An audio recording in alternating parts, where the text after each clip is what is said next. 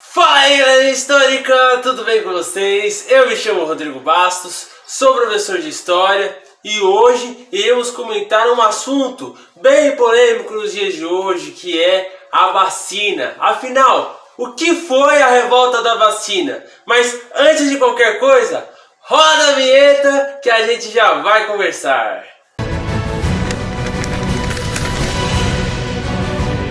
Nesta terra, em se plantando, tudo dá. Independência ou morte?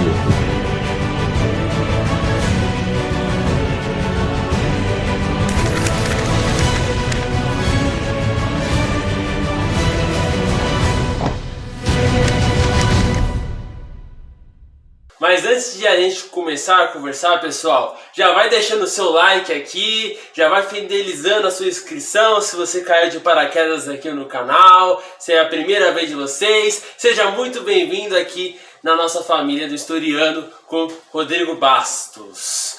Rumo, pessoal, ao primeiro K, que o canal chegou aos 900 inscritos e eu queria agradecer a cada um de vocês que está fazendo história aqui com a gente no YouTube. Então, bora pro vídeo? Então, pessoal, em 1899, o médico Oswaldo Cruz, ele volta da França, ele foi estudar no Instituto Louis Pasteur microbiologia.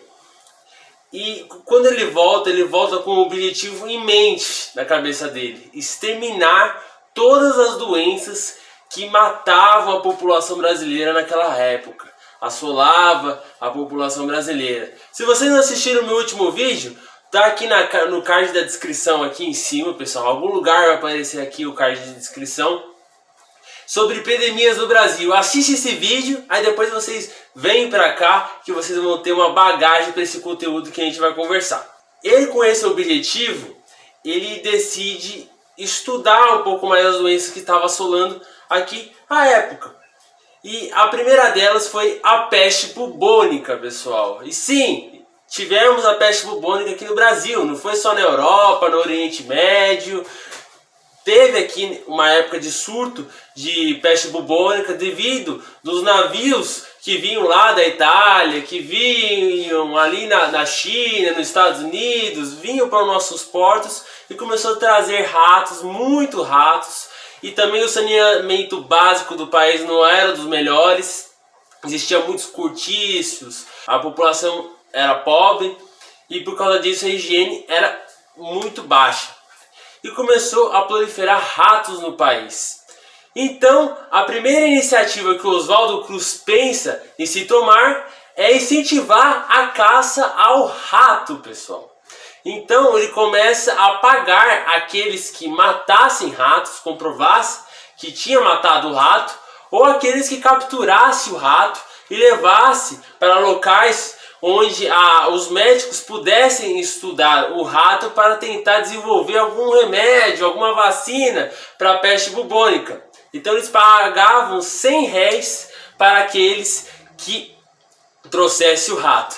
Mas, gente, a parte engraçada de tudo isso, porque não tem nada engraçado, é que o brasileiro é brasileiro desde sempre, né? Então eles começaram a tirar proveito disso. Eles começaram a criar ratos, fazer criação de ratos, reproduzir ratos em casa para poder vender e fazer disso um comércio. Brasileiro empreendedor desde o início do nosso país, né, pessoal?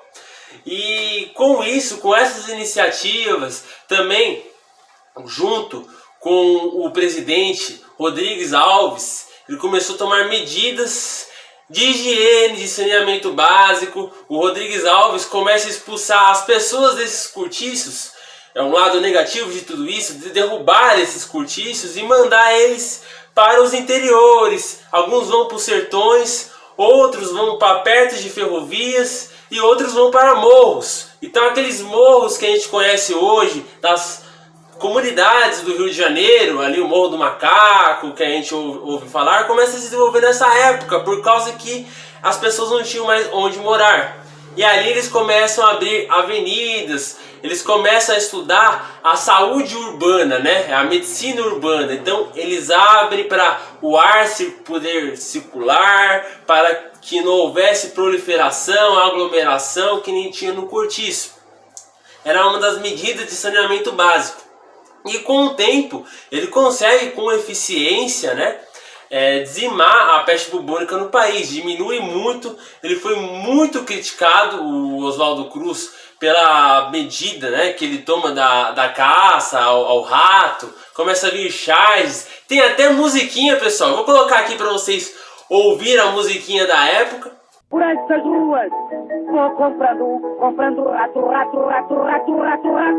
Com tudo isso, depois de ser muito criticado, ele consegue vencer a peste bubônica. Mas tinha um próximo desafio para ele.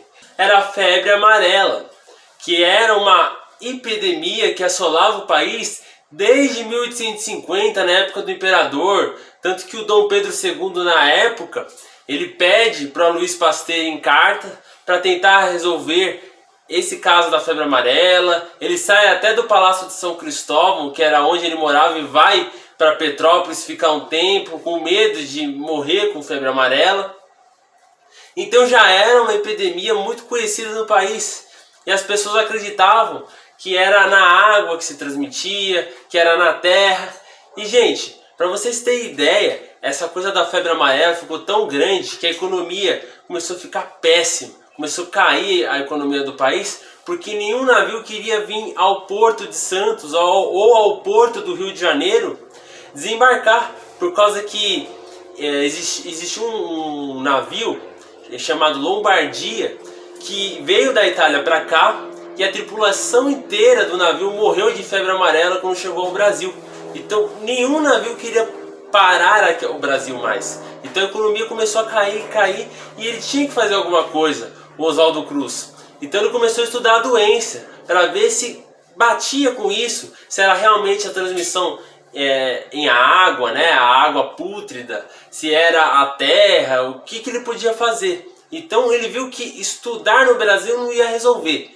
Ele tinha que sair do país para ter contato com outros médicos, e assim ele ter um resultado melhor.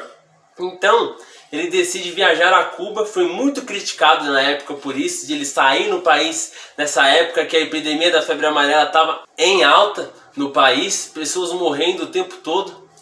E aí ele sai do país para estudar, por causa que em Cuba, em Havana, capital de Cuba, eles conseguiram exterminar a febre amarela no país. Então ele vai conversar com os médicos de lá, e nisso ele conhece o Carlos Finlay, que foi o médico responsável por fazer o estudo da febre amarela e falar que não era a água, que não era a terra que transmitia a febre amarela, não era algo bacteriano, era um transmissor, que era o Aedes aegypti, que a gente conhece muito, né? Inclusive nos dias de hoje, que a gente está enfrentando a Covid, junto com essa pandemia horrível que estamos enfrentando, estamos também enfrentando a dengue e outros, como a chikungunya, o zika vírus, que hoje está meio apagado devido a essa tragédia que está acontecendo no nosso país, mas que não foi resolvida, só foi meio que coberta através dessas tragédias que está acontecendo. Mas uma curiosidade para vocês, Aedes aegypti significa o horrível que vem do Egito, porque esse mosquito é egípcio, gente. Então, a nomenclatura Aedes aegypti significa isso, o horrível que vem do Egito. E ali o Carlos Finlay começa a ensinar o Oswaldo Cruz métodos para tentar diminuir os casos da febre amarela. Então quando ele volta ao país, ele volta com força, decidido que ele ia acabar com a febre amarela. Então ele começa a fazer o que ele pode, por causa que a saúde era muito precária no país. Não tinha dinheiro para fazer altos investimentos em tecnologia.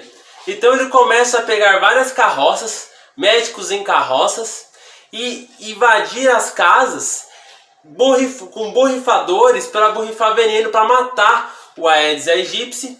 E as pessoas que viviam nessas casas ficavam meio que presas em cubículos que o governo criou. Gente, isso gerou uma confusão na época. As pessoas criticavam demais, as pessoas falavam que estavam expulsando das suas casas, mas na verdade era a única maneira de tentar matar o mosquito. mas as pessoas voltavam para suas casas. Elas tinham que ficar presas em cubículos por algum tempo até ter a certeza que o mosquito foi eliminado. Com essas medidas, a taxa de transmissão de febre amarela, de mortes de febre amarela, começou a cair demais. E com isso ele consegue diminuir as mortes da febre amarela. E o próximo desafio, que foi o mais tenebroso na carreira do Oswaldo Cruz, era uma doença milenar que vinha também do Egito, pessoal, por coincidência, que era a varíola. A varíola que matava cerca de 15 milhões de brasileiros por semana. Para vocês terem ideia, como que essa era a pandemia, porque assolava o mundo inteiro nessa época, era grave no nosso país. Então, ele teve que, de novo, voltar os olhos para a França, para observar estudos, artigos científicos de medicina, para ver uma solução para essa doença. E a única solução era a vacina. E na cabeça dele, ele já sabia que ele ia ser muito criticado, porque era algo muito novo na época. As pessoas que eram, a maioria delas, pobres, de certa forma não tinha contato com informação, estudos, não iam aceitar. Mas era a única solução, e o estudo provinha de uma varíola que dava em vacas. Então a vacina era desenvolvida através de uma doença da vaca, a varíola da vaca. Então as pessoas, quando ele anuncia essa vacina que vinha da vaca, as pessoas falavam: meu Deus, eu vou virar uma vaca se a pessoa me vacinar. Ou que, Nossa Senhora, um remédio que vem de um animal, Deus me livre. E aí ele começa a ser criticado por causa que as mulheres tinham que tirar o braço do seu vestido para mostrar os braços para os médicos. E isso na época era praticamente ver a mulher nua, não podia ver o braço da mulher desnudo. Então os maridos começam a ficar enraivecidos, até o momento que ele, com o Rodrigues Alves, ele vai até o Rodrigues Alves pedir, e a vacina se torna obrigatória. Então as pessoas invadiam a casa do outro para vacinar. E ali, gente, vários políticos na época foram contra essa tentativa do Oswaldo Cruz de eliminar a varíola. O Rui Barbosa, gente, que não é a Marina Rui Barbosa, é o tataravô dela, era um político muito proeminente, inclusive foi uma das cabeças que ajudaram a proclamação da República. Ele foi contra, ele acreditava na liberdade individual, as pessoas tinham que ir por autonomia própria. Só que as pessoas não iriam porque não tinha informação. E aí o fake news começou a rolar, começa a vir charges das pessoas se transformando em vaca, gente. E os jornais criticando o Oswaldo Cruz, demais. Só que aí, com essa coisa da vacina obrigatória, foi mais ou menos no dia 15 de outubro de 1905, que foi anunciada a vacinação obrigatória. No dia 10 de novembro de 1905, começa-se uma guerra civil praticamente. As pessoas começam a matar médicos que invadiam as suas casas. No dia 11, o Rodrigues Alves suspende a vacinação temporariamente. E no dia 14 e 15 de novembro, que era aniversário da proclamação da República, começa a guerra da vacina, a revolta da vacina. E ali o exército se dividiu ao meio. Metade era muito a favor ao que o Rodrigues Alves estava fazendo pela saúde e começa a combater o povo, ajudar o governo a combater o povo e vacinar. E a outra metade, que vinha ali da escola militar da Praia Vermelha, essa escola famosíssima em organizar revoltas no país, inclusive o cabeça era o Benjamin Constant, outro que ajudou a proclamar a República no país. Então a proclamação da República veio também dessa escola.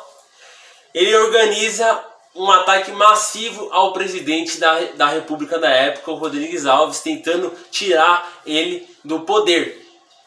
Só que o Rodrigues Alves ataca esse exército, começa a usar a mão de ferro. Então ele combate esse exército, combate o povo, e quando acaba tudo, ele manda demolir a escola e anuncia que a vacina não ia ser mais obrigatória.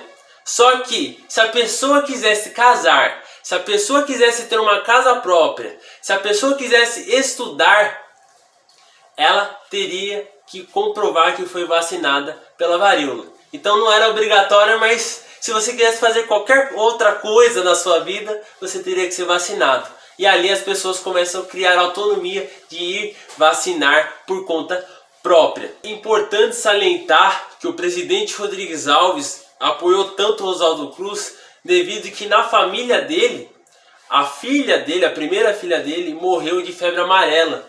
Então, quando ele anuncia as medidas do Oswaldo Cruz, diversas medidas do Oswaldo Cruz, ele diz que se em um ano metade das doenças que assolavam o país não desaparecesse, a população podia fuzilá-lo. Para você ter ideia como que era o objetivo desse presidente em dar um salto na saúde. Então ele fez medidas duras, a maioria das medidas dele foram duras, mas deram um salto na medicina no país. E em 1907, o Oswaldo Cruz, ele ganha o maior prêmio de saúde do mundo, que foi em Berlim.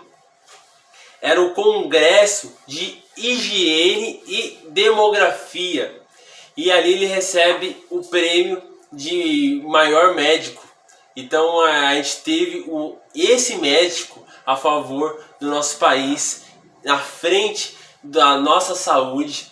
E hoje a gente tem ali o Instituto Oswaldo Cruz, que está trabalhando para criar vacinas para o atual Covid-19.